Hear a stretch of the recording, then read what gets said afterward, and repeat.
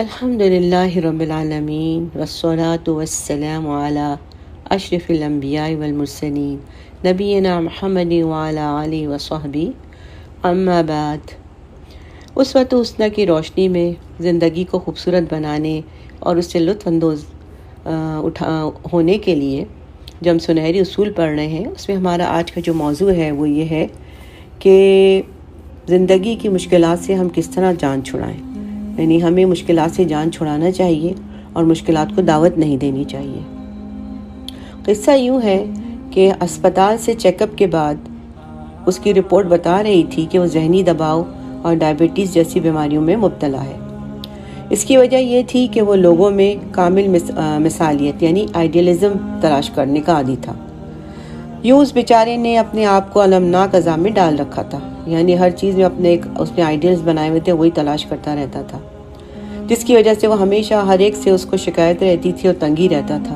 ہمیشہ بیوی سے تنگ رہتا، بات بات پہ ٹوکتا رہتا تھا، برتن ٹوٹ جانے پر واویلا مچاتا تھا، صفائی ستھرائی پر اس کو ہمیشہ مسئلہ رہتا تھا، اور اس کے کپڑوں کی جب استری کی جاتی تھی تو اس میں بھی اس کو بہت مسائل ہوتے تھے، اور اولاد کے ساتھ بھی اس کا یہی رویہ تھا، یعنی بیٹے کے کم مارکس آئے تو اس کی پہلی پوزیشن کیوں نہ آئی، یعنی پہلی پوزیشن سے تھوڑا کم کیوں آ گیا، پہلی پوزیشن آنی چاہیے تھی۔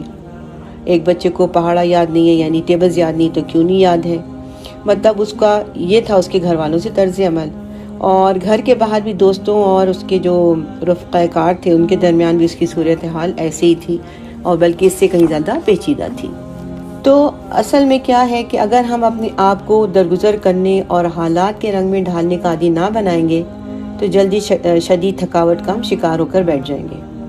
چھوٹی موٹی باتیں نظر انداز کرنے اور وہم و گمان میں نہ پڑنے کی روش اپنائیں، زندگی میں کامرانی آپ کا مقدر بنے گی۔ ایک چھوٹا سا واقعہ ہے کہ ایک نوجوان نے اپنے ایک بزرگ سے کہا کہ مجھے اس کو شادی کرنی تھی تو مجھے رفیقہ حیات کے انتخاب میں میری مدد فرمائیے۔ تو شیخ صاحب نے دریافت کیا کہ تمہارے خیال میں تمہاری بیوی کن صفات پر حامل ہونی چاہیے، یعنی تمہاری بیوی میں کیا کیا صفات ہونی چاہیے؟ تو نوجوان بولا، دلکش چہرہ، سرو قد، ساون کی گھٹائیں اور بال گھنے، کھانا ایسا مزیدار پکائے کہ انگلیاں چاٹتی رہ جائیں، رنگ گورا، بولے تو باتوں سے منہ سے پھول جھڑے، گویا میٹھے پانی کا چشمہ، دیکھو تو آنکھوں کو بھائی جائے، گھر جاؤں تو اپنی عزت اور میرے مال کی حفاظت کرے، میرا کہنا مانے، میرا برا نہ چاہے، دین کے علم سے اس کی شخصیت کو رفعت بخشی ہو، عقل ایسی ہو کہ رشک کرنے کو دل چاہے۔ غرض کے نوجوان نے عورتوں کی تمام مکمل خصوصیات ایک عورت میں جمع کر دی۔ تو بزرگ نے کہا، بچے تمہاری مطلوبہ شے موجود ہے۔ نوجوان نے فوراً پوچھا، کہاں؟ تو بزرگ بولے، اللہ کے حکم سے جنت میں، دنیا میں ایسی عورتوں کا وجود نہیں ہے۔ بالکل صحیح بات انہوں نے کہی کہ دنیا میں رہ کے دنیا ہی کی مخلوق کے بارے میں سوچنا چاہیے، دنیا میں رہ کے دنیا ہی کی میں جو معاملات ہیں اسی کے بارے میں سوچنا چاہیے۔ دنیا کے باہر کی چیز کو سوچیں گے تو پھر خود ہی مشکلات میں پڑ جائیں گے، اس لیے اپنے لیے مشکلات تلاش نہ کریں۔ دنیا میں رہتے ہوئے اپنے آپ کو درگزر کا عادی بنانے کی ہمیں کوشش کرنی چاہیے۔ نبی صلی اللہ علیہ وسلم کا طریقہ زندگی بھی یہی تھا۔ آپ اکثر اوقات درگزر سے کام لیتے تھے۔ ایسا بھی ہوتا کہ آپ صبح کے وقت سخت بھوک کی حالت میں گھر جاتے اور پوچھتے کیا کھانے کو کچھ ہے؟ گھر والے نفی میں جواب دیتے تو فرماتے، تب میں نے روزہ رکھ لیا ہے، میں روزے سے ہوں۔ آپ صلی اللہ علیہ وسلم اس بات کی وجہ سے مشکلات نہیں کھڑی کرتے تھے، نہ یہ کہتے تھے کہ تم نے کھانا تیار کیوں نہیں کیا، نہیں صرف یہ کہہ کر بات ختم کر دی کہ تب میں روزے سے ہوں۔ عام لوگوں سے بھی رسول صلی اللہ علیہ وسلم کا رویہ جو ہے بہت رحم دلانہ تھا۔ کلثوم بن حسین رضی اللہ تعالیٰ عنہ صحابہ میں سے تھے۔ ان کا بیان ہے کہ میں نبی صلی اللہ علیہ وسلم کے ہمراہ غزوہ تبوک میں شریک تھا۔ ایک رات ہم ایک وادی میں سفر کر رہے تھے، لوگ دیر تک چلتے رہے، مجھے اونگ آنے لگی اور میری اونٹنی نبی صلی اللہ علیہ وسلم کی اونٹنی کے قریب ہونے لگتی، میں اچانک جاگ جاتا، اور اس ڈر سے کہ کہیں میری اونٹنی کی پالان رسول صلی اللہ علیہ وسلم پالان کی لکڑی جو ہے رسول صلی اللہ علیہ وسلم کی ٹانگ پہ نہ لگ جائے۔ میں اونٹنی کو دور ہٹاتا، راستے میں مجھے پھر اونگ آ گئی۔ اتنے میں میری اونٹنی رسول صلی اللہ علیہ وسلم کی اونٹنی سے جا کے ٹکرا گئی۔ پالان کی لکڑی رسول صلی اللہ علیہ وسلم کے پاؤں میں لگی۔ تکلیف کی شدت سے آپ کے منہ سے بے اختیار آواز نکلی۔ اس پہ میں بیدار ہوا اور پریشانی کے عالم میں نے کہا، یا رسول اللہ صلی اللہ علیہ وسلم، میرے لیے مغفرت کی دعا کیجیے۔ آپ صلی اللہ علیہ وآلہ وسلم نے پوری کشادہ دلی سے فرمایا، چلتے چلو۔ جی ہاں، صرف اتنا کہا کہ چلتے چلو اور بات ختم کر دی۔ انا کا مسئلہ نہیں بنایا، یہ نہیں کہا کہ مجھے تنگ کیوں کیا، سارا راستہ پڑا ہے تو میرے ساتھ چمٹ کے کیوں چل رہے ہو۔ نہیں، آپ صلی اللہ علیہ وسلم نے اپنی جان جھونکوں میں نہیں ڈالی۔ رسول صلی اللہ علیہ وسلم کا ہمیشہ یہی اسلوب تھا۔ ایک روز صحابہ کرام کے درمیان بیٹھے تھے، ایک خاتون چادر لے کر آئیں اور عرض گزار ہوئی، آپ کے لیے چادر میں نے اپنے ہاتھوں سے بنی ہے۔ رسول صلی اللہ علیہ وسلم نے چادر لی اور آپ کو چادر کی اس وقت واقعی میں ضرورت تھی۔ گھر گئے اور وہ چادر پہن کر آئے۔ ایک آدمی بولا، یا رسول اللہ، یہ چادر مجھے پہنا دیں۔ آپ صلی اللہ علیہ وآلہ وسلم نے کہا، ضرور پہنو۔ کچھ دیر بعد گھر گئے، اسے اتار کر لپیٹا، پرانی چادر پہنی اور نئی چادر اس آدمی کی طرف بھیج دی۔ لوگوں نے اس سے کہا، تم نے اچھا نہیں کیا، تم نے رسول صلی اللہ علیہ وسلم سے وہی چادر مانگی، جبکہ تم جانتے ہو کہ رسول صلی اللہ علیہ وسلم کسی سوالی کو نہیں لوٹاتے۔ وہ کہنے لگا، واللہ میں نے یہ چادر صرف اس لیے مانگی ہے کہ جس دن میں مروں یہ میری کفن بنے۔ وہ آدمی فوت ہوا تو گھر والوں نے اسے اسی چادر میں کفن دیا۔ ایک دن رسول صلی اللہ علیہ وسلم صحابہ کرام کو عشاء کی نماز پڑھا رہے تھے۔ دو بچے مسجد میں داخل ہوئے۔ یہ فاطمہ رضی اللہ تعالی عنہا کی فرزند ارجمن حسن اور حسین رضی اللہ تعالی عنہما تھے۔ وہ دونوں اپنے نانا کے پاس آئے۔ رسول صلی اللہ علیہ وسلم سجدہ کرتے تو دونوں صاحبزادے کمر پر سوار ہو جاتے۔ آپ سجدے سے سر اٹھاتے تو دونوں کو نرمی سے پکڑ کر اتارتے اور ایک طرف بٹھا دیتے۔ دوبارہ سجدہ کرتے تو وہ دونوں بچے پھر کمر پر بیٹھ جاتے۔ نماز مکمل ہوئی تو آپ نے دونوں کو اٹھایا اور گود میں بٹھا لیا۔ حضرت ابو ہریرہ رضی اللہ عنہ کے اٹھے اور عرض کی، یا رسول اللہ صلی اللہ علیہ وسلم، ان دونوں کو چھوڑاؤں؟ آپ نے کوئی جواب نہیں دیا اور بچے کھیلتے رہے۔ تھوڑی دیر بعد آسمان پر بجلی چمکی تو آپ نے دونوں سے کہا، چلو اپنی والدہ کے پاس چلے جاؤ۔ بچے اٹھے اور والدہ کے پاس چلے گئے۔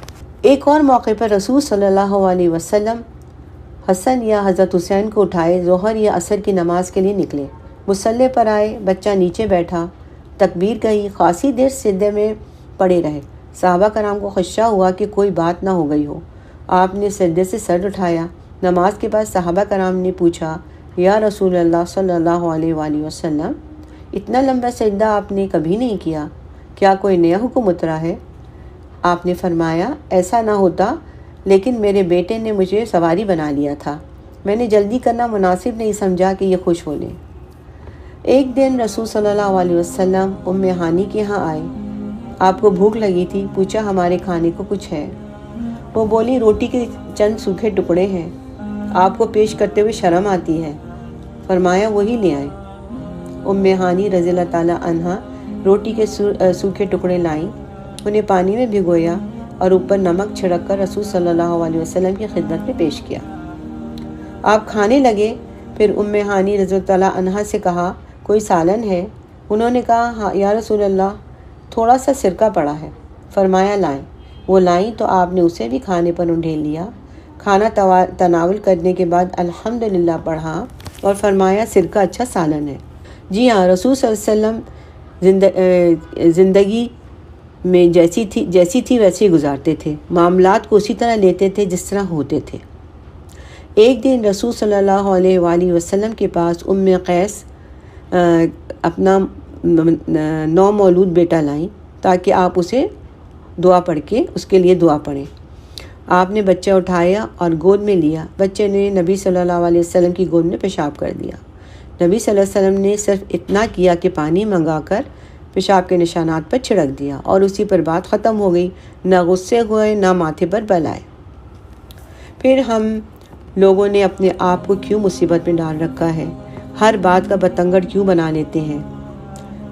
یہ ضروری تو نہیں کہ آپ کا ماحول اور اس پہ رہنے والی ہر شے 100% آپ کی مرضی کے مطابق ہو۔ کسی نے کیا خوب کہا ہے کہ اگر تم کوئی عیب پاؤ تو یہ خلا پر کر دو، بلند اور بالا ہے وہ ذات جس میں کوئی عیب نہیں۔ بے شک بعض لوگ خواہ خواہ معاملات کو ان کے سائز سے زیادہ اہمیت دے کر اپنے اعصاب جلاتے رہتے ہیں۔ لوگوں کی وہ خطائیں جو آپ کی نظر سے پوشیدہ ہیں انہیں کریٹ کر نکالنے کی کوشش نہ کریں۔ دوسروں کی معذرت کو قبول کرنے، کشادہ دلی سے قبول کریں، اور بالخصوص جو لوگ آپ کو چاہتے ہیں وہ اسی چاہت کی وجہ سے اور اسی چاہت کی بقا کے لیے آپ سے معافی کے طلبگار ہوتے ہیں، اور کوئی ذاتی مفاد ان کے سامنے نہیں ہوتا۔ ان کی معذرت تو صرف معذرت ضرور قبول کر لینی چاہیے، کم از کم ان کا دل نہ توڑیں۔ رسول صلی اللہ علیہ وآلہ وسلم کو دیکھیے، ایک دن آپ نے منبر پہ کھڑے ہو کر اتنی بلند آواز سے خطبہ دیا کہ عزت مآب خواتین کو ان کے گھروں میں آواز سنائی دی۔ آپ نے فرمایا، اے لوگو جو زبان سے ایمان لائے ہو اور ان کے دلوں میں ایمان داخل نہیں ہوا ہے، مسلمانوں کی غیبت نہ کیا کرو اور نہ ان کے عیب تلاش کیا کرو۔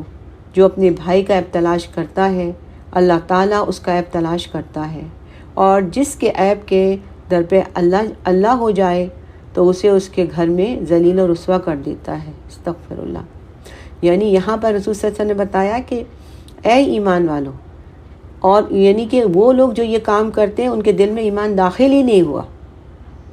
تو اللہ تعالیٰ ہمیں اس چیز سے بچائے۔ تو لوگوں کی غلطیوں کا شمار مت کیجیے، لوگوں کے عیب نہ تلاش کیجیے، کشادہ دل بننے کی کوشش کیجیے۔ رسول صلی اللہ علیہ وآلہ وسلم مشکلات کھڑی کرنے کے حق میں بالکل نہیں تھے۔ رسول صلی اللہ علیہ وسلم ہمیشہ آسانیاں پیدا کرتے تھے، اور جب دو معاملات ہوتے تھے تو اس میں سے جو آسان معاملہ ہوتا تھا اس کو ہی وہ پسند کرتے تھے۔ صحابہ کرام کی ایک ہلکی پھلکی مجلس میں آپ نے فرمایا، سن لے، آپ میں سے کوئی بھی مجھے میرے اصحاب کی کوئی بات نہ پہنچائے۔ میں چاہتا ہوں کہ جب آپ کی طرف آیا کروں تو میرا سینہ صاف ہو۔ تو خلاصہ یہ ہے کہ ہمیں اپنے آپ کو عذاب میں مت ڈالنا چاہیے، اپنے آپ کو مشکلات میں نہیں ڈالنا چاہیے، اور ہم نے خاک اڑانے کی کوشش نہیں کرنی چاہیے۔ خاک جو بیٹھی اسے بیٹھا رہنے دیں۔